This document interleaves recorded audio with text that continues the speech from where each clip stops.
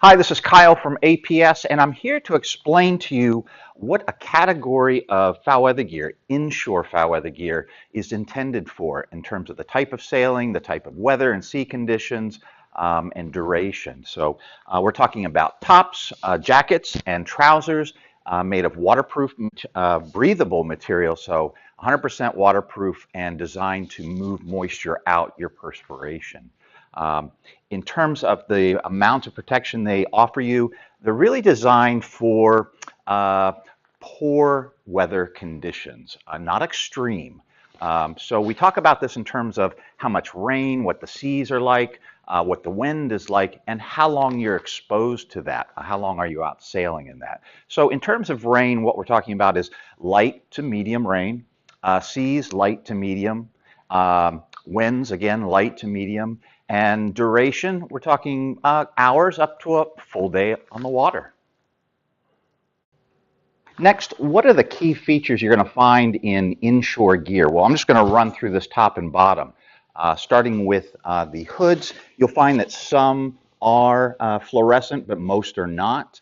You're not going to find generally any reflective tape in inshore. You'll have adjustments on the sides, sometimes you'll have peak adjustments, and sometimes you'll have a stiff peak here to have water runoff.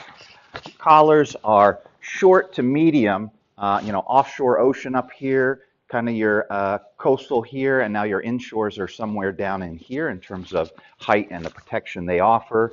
Inside of the collars, most will have fleece, which is not to keep you warm, it's to keep it from chafing.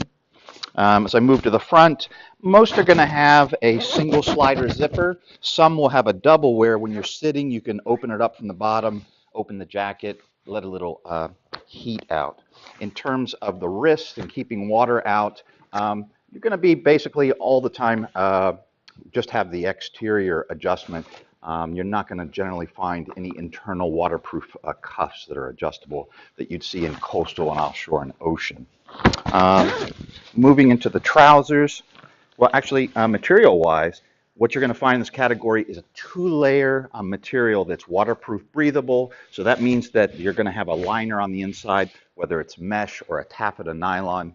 Not generally going to see a microporous or a Gore-Tex-like product in this category, and that's good in that it keeps the price down. Trouser-wise, heights are going to be mid to high cut, still in this category. Front entry zipper, adjustable suspenders, reinforced in the knees, in the seat, and adjustable wrists, or ankles, that is. And then again, this is a two-layer material. You're going to find they have a gusset, and on the inside, most all will have a nylon taffeta liner in them.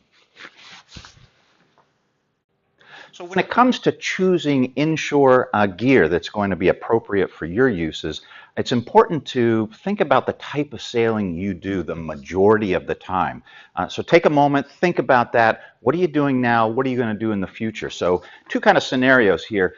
First is you're doing a lot of inshore, nearshore sailing. You're staying out maybe in a little worse weather than most, and occasionally you might do an overnight. So you're really asking a lot of your inshore gear, so you're going to want more substantial hood adjustments, higher collar, maybe a double zipper, maybe some hand warmer pockets, things like that. Or the other side, I'm doing a bit of day sailing, and I also need a really nice jacket when I'm running to the grocery store and it's pouring rain. So which side of the spectrum are you on?